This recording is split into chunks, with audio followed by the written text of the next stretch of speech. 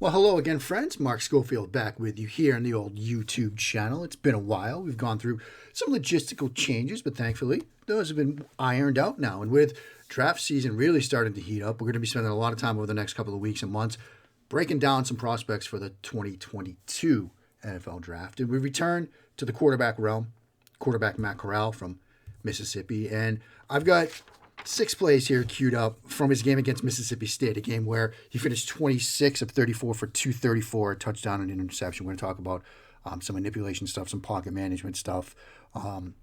What's going to be critical with Matt Corral is the leap from the Lane Kiffin offense to whatever he's going to be asked to do at the NFL level. And so when I watch him, you sort of keep that context in mind and you start looking for things that he might have to do at the NFL. And so let's sort of work through that now.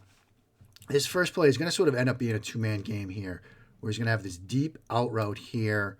They motion, orbit into a swing, run action here, and he's going to pull and throw and work this little sort of two-man game up top of the screen. Now, what I like about this play as we go through it, you'll see sort of how he manipulates this corner right here. There's your motion coming through. So he's going to open to the swing, then reset and throw. And I really like the job that he does there, right? Because you've got this guy coming in the orbit, right? Show ball here. And you'll see this guy sort of come down just a little bit. And that creates the window to then throw this route right here.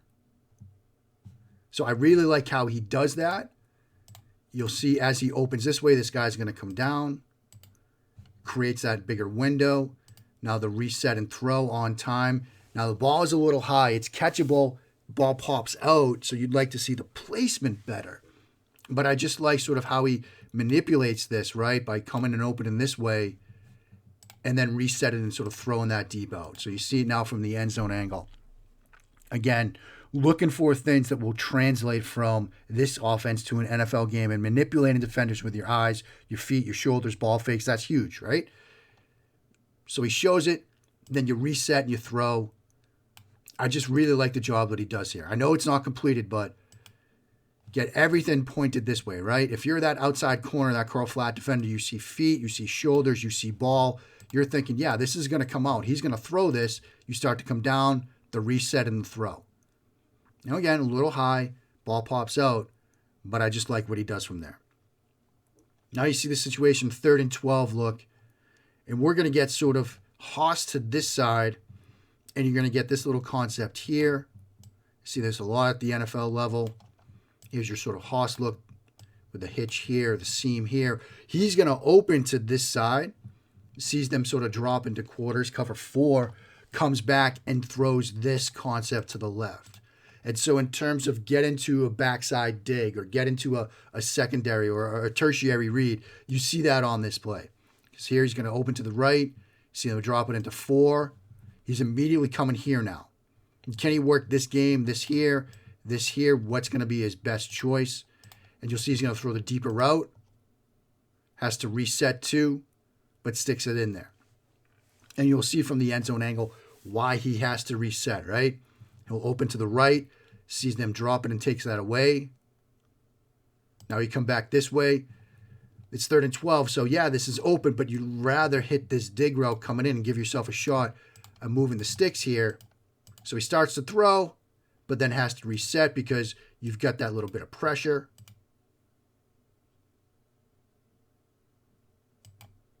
Got this guy in the lane.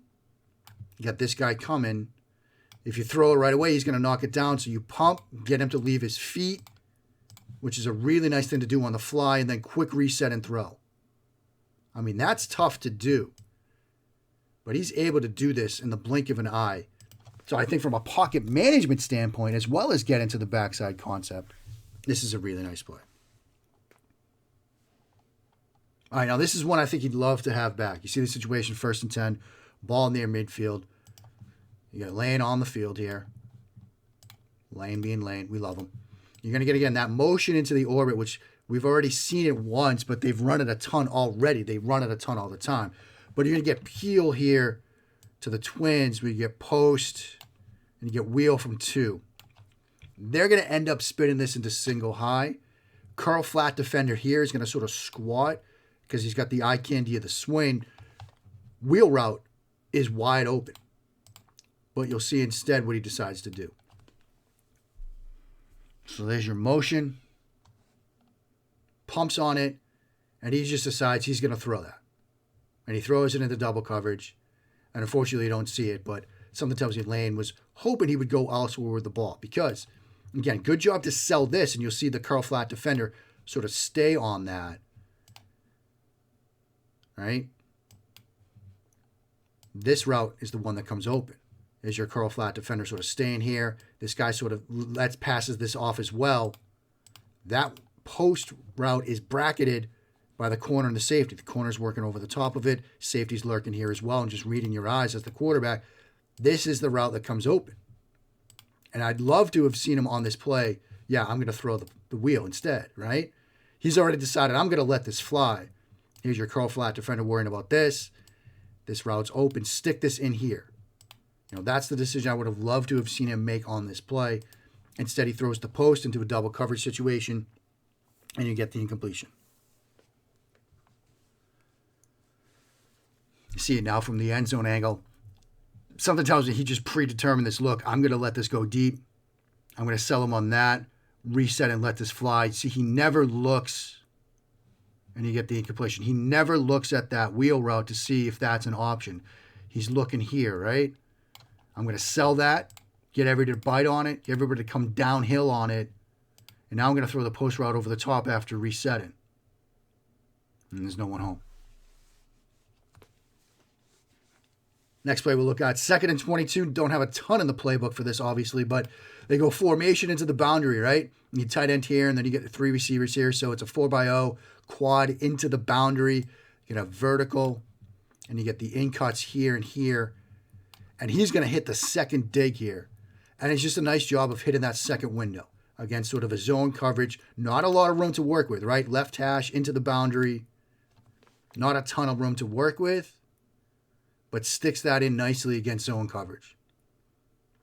When you talk about attacking between the numbers, attacking almost between the hash marks in the college game, wider hash marks, don't see a ton of quarterbacks willing to rip this. Steps out. Perfect throw. Great ball. Really like that play. Next play we're going to look at, 1st and 10 situation. I really like how he gets to the check down on this. Again, in terms of stuff that's going to translate to the next level, right? You're going to have this route here that he's going to peek on. Again, you sort of get the orbit into the swing that we saw in the first play we look at. And you're going to get 2 in cuts here. Ball fake, this is your check down. He's going to peek, go 2, 3, and check it down. Again, just like the thought process here. Here's your motion into the swing. There's your ball flash. Again, he's looking here, doesn't like it. Now he's going to work here to here, and you see why those routes are taken away from him, and just checks it down. Sometimes that's all you have to do. And could he have gone in a different way? Sure. Could he have thrown this? Yeah, he could have thrown that. See what he can create after the catch. And there's some space to work with.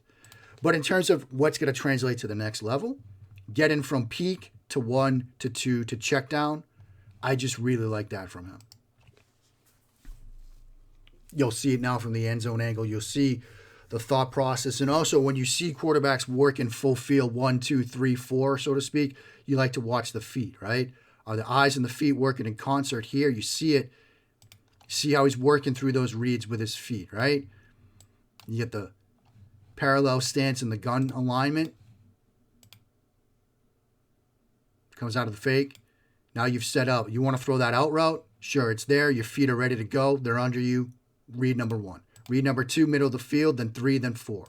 You see how he works through it, how he works through those 4 reads with the eyes and the feet tied together. 1, 2, 3, 4. And the feet are under him the entire time. This is something I loved about Burrow. And this is something I like seeing from him. Now, unfortunately, this is the last play we're going to look at. And I hate ending on an interception, but that's what we have to do here. You're going to get tosser, double slant. right? Now, typically, I don't know for 100% certainty how Lane installs it. Most times I've seen it installed. When I ran it, you work inside out, easier throw to harder throw, right? Quicker throw to longer throw. You work inside out. If inside at 2, your 2 here is open, you throw it. If not, you work to 1. Here, you'll see what happens.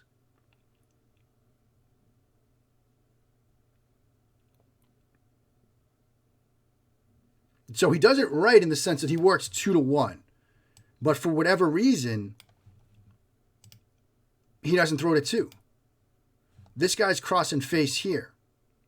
I think he's assuming this guy's going to stay with that. And with this corner playing from depth, that's why you throw it to 1.